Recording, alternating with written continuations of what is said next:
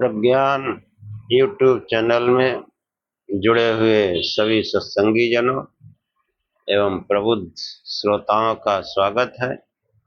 सभी का अभिनंदन है और सभी को मेरा प्रेम पूर्वक जय श्री जय श्री। योग दर्शन के कैवल्यपाद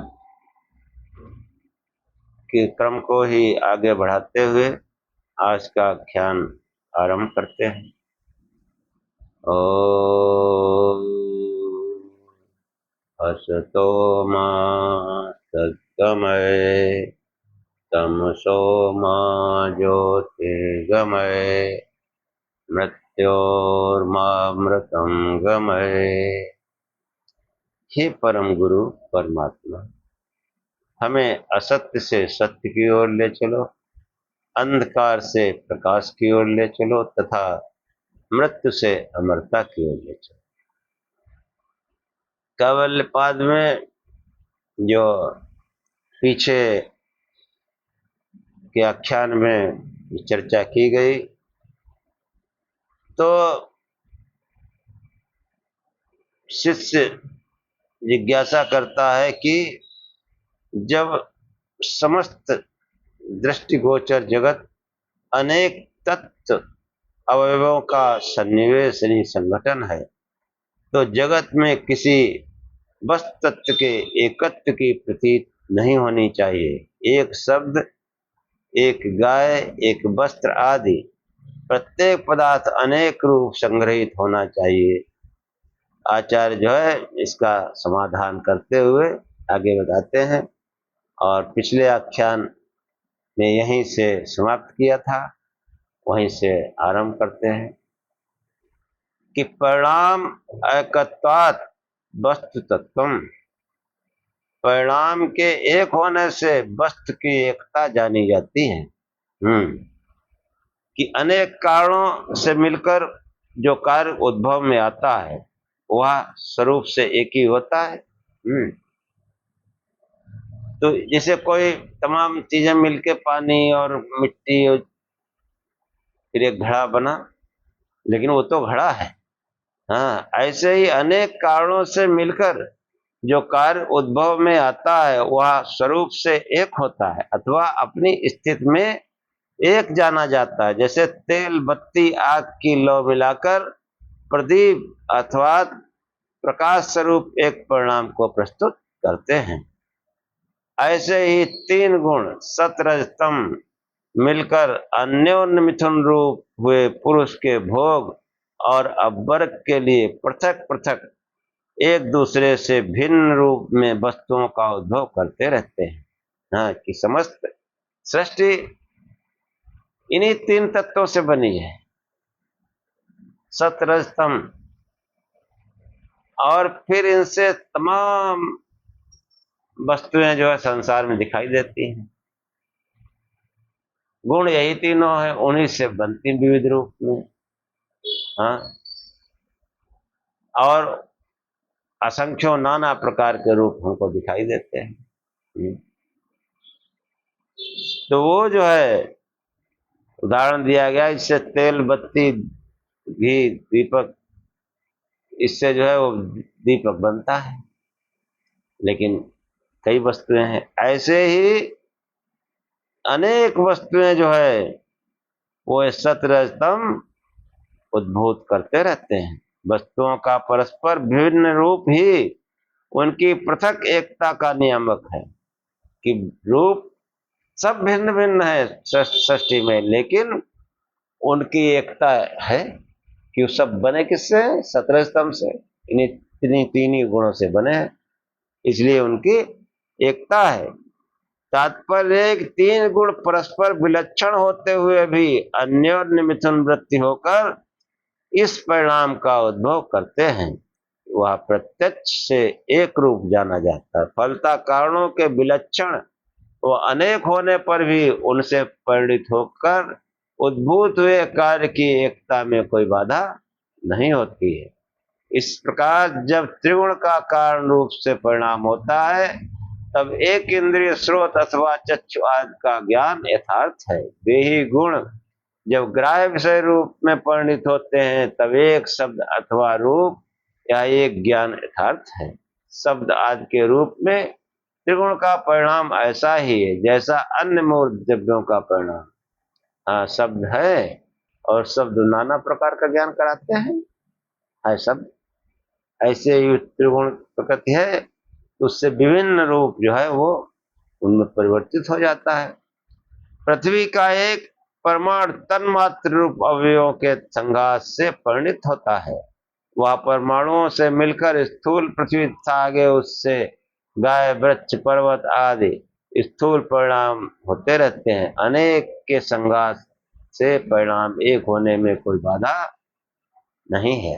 हाँ, कि अनेक तत्व मिल करके एक परिणाम बनाते हैं कि गाय है, वृक्ष है,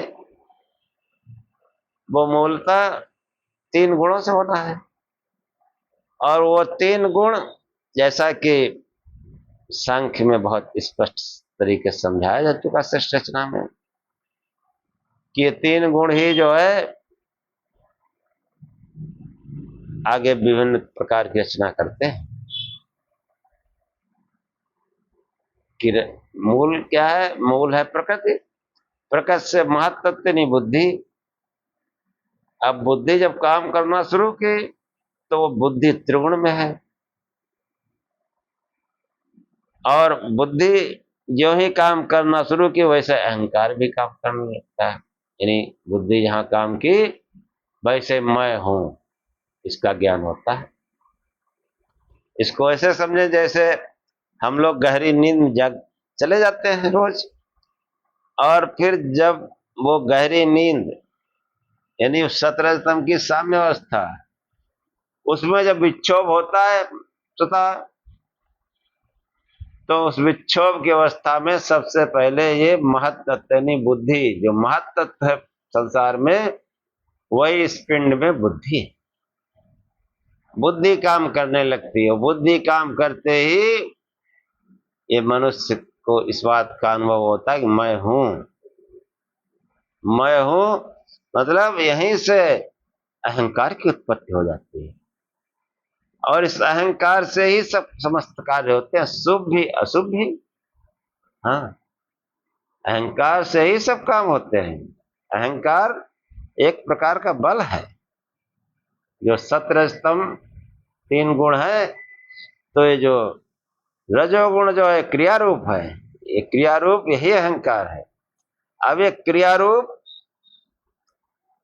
सत के साथ जब जुड़ जाता है, सतोगुण के साथ जुड़ जाता है, तो शुभ कार्य होते हैं, धार्मिक कार्य होते हैं। और जब यही अहंकार, यही क्रिया रूप जब तम से जुड़ जाता है तो अशुभ कार्य होते हैं, अधर्म के कार्य होते हैं। जो नहीं करने चाहिए वो कार्य होने लगते हैं। ये जो है वो जो अहंकार, जो सात्विक अहंकार होता है, उससे ये ज्ञानेंद्रियां और मन बनते हैं, और तामसिक अहंकार उनसे पंच महाभूत तन्मात्र ये बनते हैं। तो ये जो है षष्ठी रचना के संबंध में सांख्य में बहुत भली प्रकार समझाया जा चुका है। तो ये जो महत्तत्वनी बुद्धि और उसके बाद जो 3 गुण, ये 3 गुण दिखाई नहीं देते, उनका विविध कार्य दिखाई देता है। वो जो है अनेक रूप में दिखाई पड़ते हैं कि परिणाम एकत्वाद वस्तु तत्वम, कई जो है गुण मिलकर के एक परिणाम की सिद्धि करते हैं। हाँ, एक परिणाम कि ये जो है उन मूर्त द्रव्यों का जो परिणाम है, पृथ्वी आदि का एक परमाणु तन्मात्र रूप अवयवों के संघात से परिणित होता है। उन परमाणुओं से मिलकर स्थूल पृथ्वी और आगे उसी से तमाम रचनाएं हो जाती हैं। हाँ, इस प्रसंग में यह कथन श्रद्धा योग्य नहीं है कि गाय वृक्ष आदि का ज्ञान एक होता है, पर वस्तुतः उस ज्ञान का विषय एक न होकर अवयवों का संघात मात्र है। इस मान्यता की पुष्टि में कहा जा सकता है कि विषय ज्ञान के बिना नहीं रह सकता, पर ज्ञान स्वप्न आदि के बिना विषय के रह जाता है। इसलिए बाह्य विषय एक रूप न रहने पर भी ज्ञान एक रूप हो जाता है, क्योंकि ज्ञान बाह्य विषय की अनिवार्य अपेक्षा नहीं करता। उक्त मान्यता की पुष्टि का ये मार्ग संगत नहीं है। स्वप्न में जो ज्ञान होता है उसका आधार जागृत अवस्था का सविषय ज्ञान है। इस जागृत में विषयानुसारी अथवा विषयानुबद्ध ज्ञान न हो तो स्वप्न में वह उभर नहीं सकता। फलता वस्तुभूत विषय का अपलाप करके ज्ञान मात्र के आधार पर अर्थात लोक व्यवहार का समर्थन न करने वाले विश्वसनीय नहीं है। कि जो है वस्तुभूत विषय को नकार दो और ज्ञान मात्र के जो है आधार पर लोक व्यवहार कैसे हो सकता है। वस्तु आवश्यक है। जो विचारक के कहते हैं कि दृष्टिगोचर होने वाला समस्त वस्तु मूलभूत अवयवों का संघात मात्र है, किसी इकाई के रूप में परिणाम की संभावना करना निराधार एवं व्यर्थ है। वह संघात ही एक तत्व का विषय होता है। कारणभूत अवयवों से किसी अतिरिक्त इकाई का प्रादुर्भाव हो जाता ऐसा नहीं है। हाँ, इस विचार को प्रस्तुत करने वालों से पूछना चाहिए कि कारणभूत अवयवों का संघात उन अवयवों से अतिरिक्त है अथवा अवयव स्वरूप ही है, क्योंकि अवयवों से भिन्न कुछ नहीं है। ये अवयव मिलकर ही तो पूरी रचना होती है। हाँ, चाहे वो पेड़ पौधा हो, कोई प्राणधारी हो, मनुष्य हो, तमाम अवयव होते हैं, उससे लगता है मनुष्य। तमाम जो है फल पत्ती टहनी देखकर लगता है वृक्ष है। गाय के अवयव अलग होते हैं, हाँ, उसकी सींग अलग, पूंछ अलग।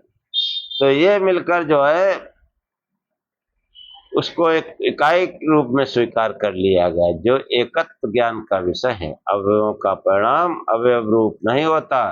यदि अवयव रूप ही रहे तो वह कारण अवस्था है, परिणाम नहीं कार्य अवस्था है। कार्य कारण में परस्पर भेदाभेद संबंध परिणाम मान्य है। प्रत्येक परिणाम अपने रूप से भिन्न तथा कारण रूप से अभिन्न है, इसलिए परिणत अवस्था अपनी स्वतंत्र इकाई रखती है, जो एक तत्व बुद्धि का विषय है। यदि द्वितीय पक्ष को माना जाता है तो कारणभूत अवयवों से एकत्व बुद्धि का होना भ्रांत होगा। जो जैसा नहीं है उसमें वैसा ज्ञान होना भ्रमपूर्ण माना जाता है। हाँ, जो जैसा है वैसा मानो, और वैसा नहीं मानोगे तो भ्रमपूर्ण हो जाएगा। जो महापुरुष है उनको महापुरुष मानो, जिसने जन्म लिया है वो शरीरधारी है, मनुष्य मानो, महापुरुष मानो। उसको ईश्वर मानोगे तो भ्रम हो जाएगा, क्योंकि ईश्वर जन्म लेता नहीं। और फिर कहोगे अवतार, हाँ, अरे अवतार हुआ कि जन्म हुआ? हम तो जन्मदिन मनाते हैं, अवतार दिन तो मनाते नहीं। और जन्मदिन मनाते हैं तो फिर वो शरीरधारी है। जवानी, बचपन, बुढ़ापा है, वो जो है उसको जो है चेतन तत्व नहीं कहा जा सकता। और अगर उसमें जो है वैसा ज्ञान रखो तब बिल्कुल सही है। महापुरुषों को महापुरुष मानो, ईश्वर को ईश्वर मानो, तब कोई भ्रम नहीं है।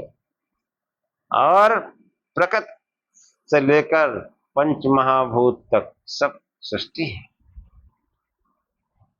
और वो चेतन तत्व ईश्वर और आत्मा दो चेतन तत्व है। इस बात को हमेशा बनाए रखना चाहिए कि जो परिणामी तत्व है वो अचेतन है, वो चेतन नहीं हो सकता। ये जो शरीरधारियों की उपासना ये प्रकृति की पूजा है, अपरिणामी तत्वों की पूजा है। और आत्मा, कोई कहे कि हम आत्मा की उपासना करते हैं, इसके शरीर की नहीं, तो आत्मा तो आपके अंदर भी वही है, वही आत्मा है। उसको कितने बार समझाया गया कि एक महान योगी और एक साधारण मनुष्य के अंदर जो आत्मा है उसका, उस पर कोई अंतर नहीं है। हम अविद्या के कारण उसके स्वरूप को नहीं समझ पा रहे हैं, और उसने उस अविद्या को जो है योग अनुष्ठान से दूर कर लिया है और अपने स्वरूप को जान लिया है। इतना ही फर्क है। वो आत्मा तो, उसका तो स्वरूप में कोई परिवर्तन होता ही नहीं। ऐसा हमारे समस्त शास्त्र कहते हैं। भगवत गीता में भी कि नयनम छिदंत शस्त्राणी, नयनम दहत पावका, नयनम क्लेदयन तापो, नयनम शोषित मार्ग। ये आत्मा, इसको शस्त्र छेद नहीं सकता, इसको अग्नि जला नहीं सकती, जल इसको गीला नहीं कर सकता, वायु इसको सुखा नहीं सकता। ये है आत्मा। और ये आत्मा प्रत्येक मनुष्य के अंदर एक जैसा है। किसी ने जो है, कोई अविद्याग्रस्त है, अविद्या मतलब अविद्या, अस्मिता, राग, द्वेष, इन क्लेशों से ग्रस्त है, और किसी ने अविद्या, अस्मिता, राग, द्वेष रूपी क्लेशों को तपोबल से, योगानुष्ठान से दूर कर लिया है। वो महात्मा हो गया, महापुरुष हो गया, महापुरुष हो गया। लेकिन वो महापुरुष योग अनुष्ठान से हुआ, भजन ध्यान से हुआ है। हम उस महापुरुष की फोटो लगा करके उपासना करने से आत्म साक्षात्कार नहीं होगा। आत्म साक्षात्कार नहीं होगा। अगर वो जीवित है, शरीर में है, उस समय उसके संपर्क से हमको लाभ अवश्य हो सकता है और उसकी दया बहुत काम आती है। लेकिन वो शरीर में भी नहीं है, वो कभी हुआ था तो उसकी उपासना से हमको कोई लाभ नहीं। यही सत्संग, यही ब्रह्म सत्य जगत मिथ्या है कि हम उस ब्रह्म सत्य जगत मिथ्या को समझे भली प्रकार से। कि जो वस्तु जैसी है वैसे समझना चाहिए, उसमें वैसा ज्ञान होना जो है कि वो है नहीं कि हाथी को हाथी समझे, घोड़े को घोड़ा समझे, और घोड़े को हाथी समझने लगो तो भ्रमपूर्ण हो जाएगा, हाथी को घोड़ा समझने लगो तो भ्रमपूर्ण हो जाएगा, किसी शरीरधारी को ईश्वर समझने लगो तो भ्रमपूर्ण हो जाएगा। बस यही समझना है कि कोई भी शरीरधारी 17 स्तंभ से बना हुआ ईश्वर नहीं हो सकता। और जिसने भी जन्म लिया है,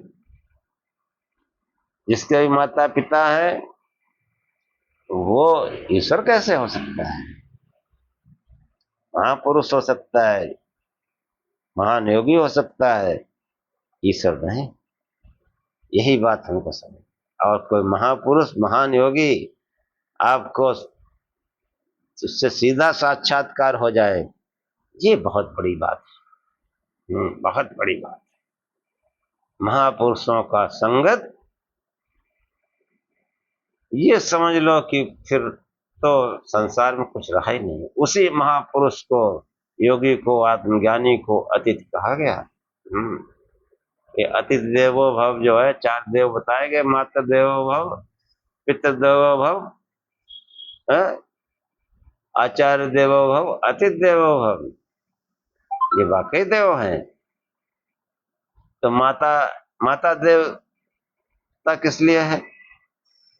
कि घर की दहलीज के अंदर हम सुरक्षित। माता जो है हमको घर के दहलीज तक सुरक्षित रखती है, कुछ भी आपका बाल बांका नहीं हो सकता, और वो आप खाने पीने हर बात की व्यवस्था देखेगा। इसलिए माता देवी। और दूसरा, 4 देवता बताए गए, दूसरा है पिता। घर के बाहर, डेयरी के बाहर कैसे तुम रहोगे सुरक्षित, ये पिता करता है। और आचार्य, आचार्य आपको जो है पूरे समाज में प्रतिष्ठित कर देता है, समाज में आपको सम्मानित बना देता है, समाज में चलना फिरना मतलब आपको सब लायक बना देता है आचार्य। हाँ, इसलिए जो है अगर अशिक्षित है कोई तो वो तो ये कहावत है, बिना पढ़े नर पशु कहावत। पशुवत जीवन जीता है। कोई कोई होते हैं बिना पढ़े भी, लेकिन वो बुद्धिमान होते हैं, किसी महापुरुष के संगत से वो भी महान हो जाते हैं। महान हो जाते हैं, ऐसा देखा गया। तमाम योगी हैं जो जिनकी शिक्षा कम थी, लेकिन महापुरुष का साथ उनको अतिथि मिला, वही अतिथि होता है। कि फिर वो पढ़ा हो, कम पढ़ा हो, ज्यादा पढ़ा हो, कहीं किसी कुल गोत्र में पैदा हुआ हो, अगर किसी को अतिथि मिल जाए, इसीलिए चौथा देवता है अतिथि। अतिथि मतलब कोई आत्मज्ञानी पुरुष, बाकी नहीं कोई आ गया बिना बताए या बिना बेटाइम, अब उसको अतिथि अतिथि ऐसा नहीं होता ना। ऐसे अतिथि को सत्कार करना चाहिए। ये अतिथि में ही देश बर्बाद हो गया। आज भी आंखें नहीं खुल रही, तमाम जो है अतिक्रमण हो रहा, बाहर के लोग आगे बस गए, लुच्चे लफंगे चोर डकैत है।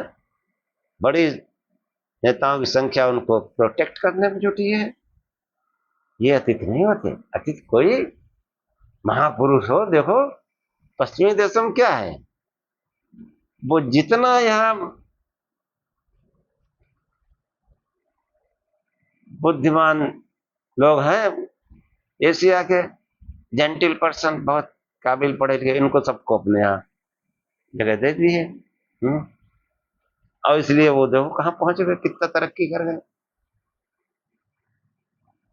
तो ये अतिथि मतलब किसी विषय विशेषज्ञ, विषय विशेषज्ञ होंगे वहां तो पता नहीं क्या होगा। और कोई आत्मज्ञानी वो अगर अतिथि रूप में मिल जाए, कोई योगी, महान योगी, कोई संत, अब समझ लो आपके समस्त पुण्य उदय हो गए। और वहां पर वो शिक्षा इच्छा दब जाती है। फिर वो जो बताता है, वो जो ज्ञान कराता है, उस ज्ञान को कोई रोक नहीं सकता। तीनों लोग उनको पैदा ही नहीं हुआ जो रोकते। तो अतिथि बड़ी चीज होती है। तो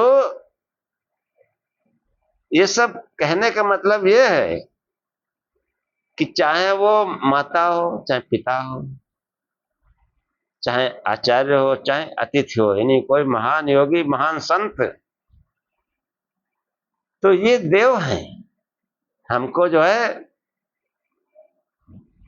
देते हैं। कोई ज्ञान देता है, कोई पालन पोषण करता है, कोई कोई शिक्षा देता है, वो अतिथि।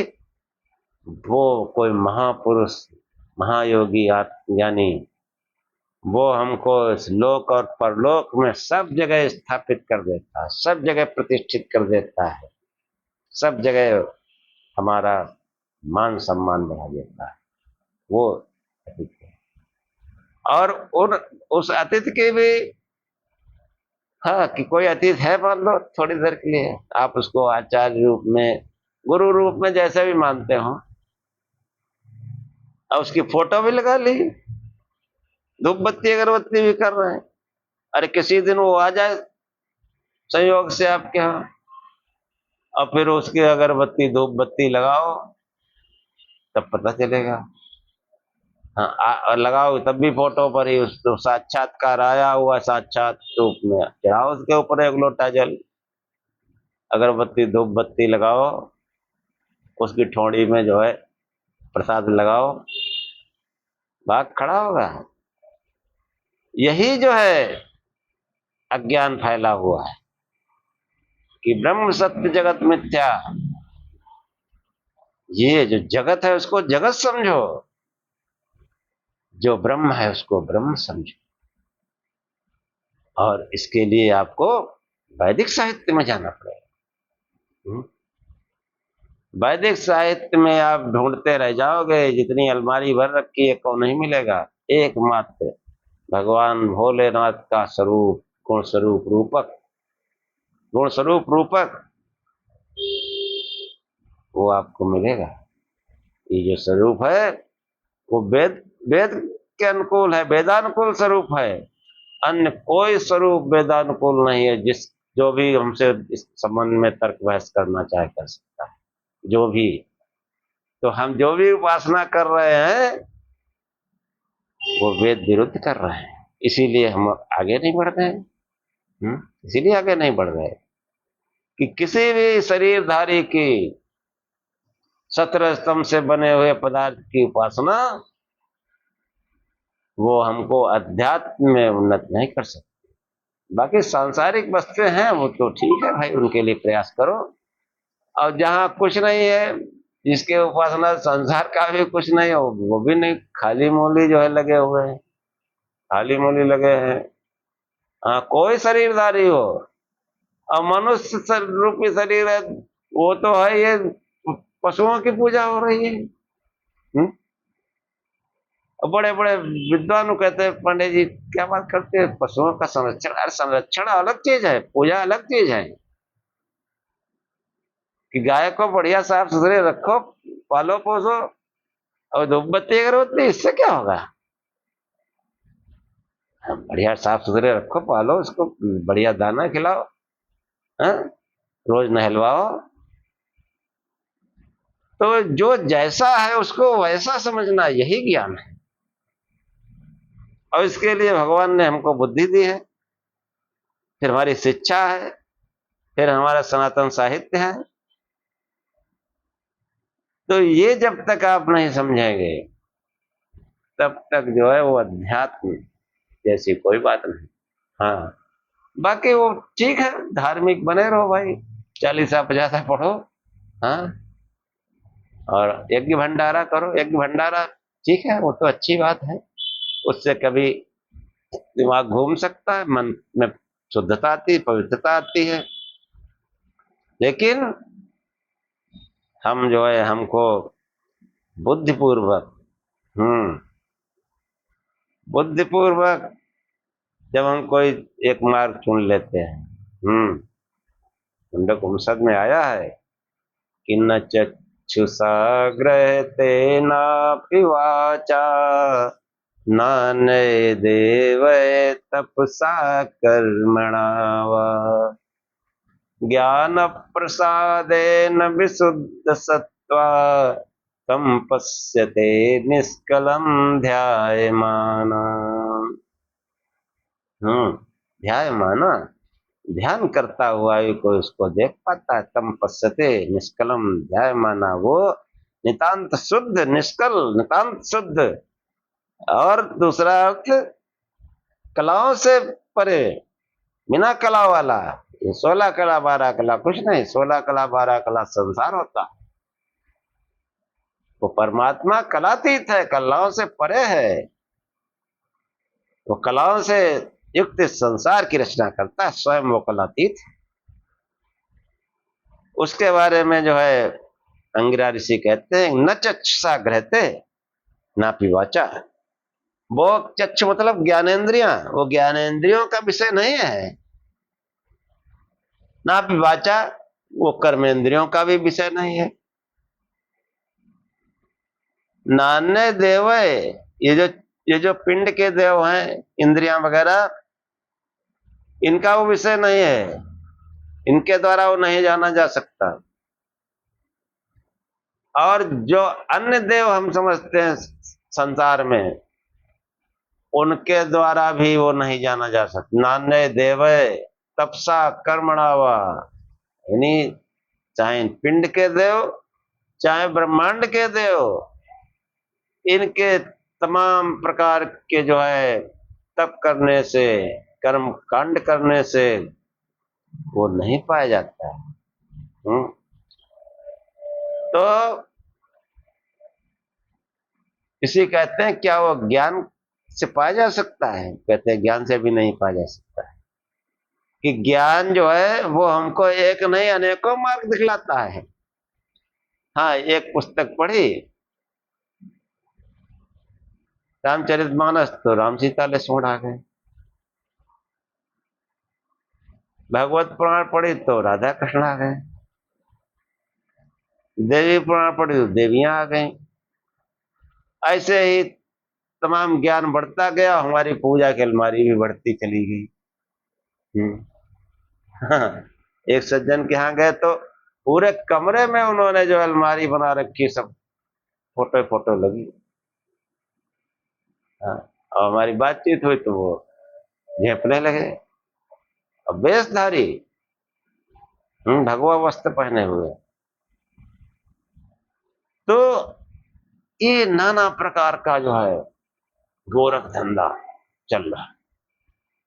तो ज्ञान से तो नहीं, अंगिरा ऋषि कहते हैं ज्ञान प्रसादेन, ज्ञान के प्रसाद से उपाया जाता है।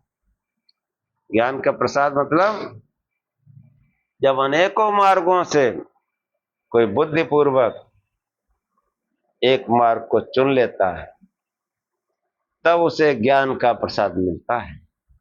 और उस ज्ञान के प्रसाद से विशुद्ध सत्ता, उसका सत्य जो है वो शुद्ध होने लगता है।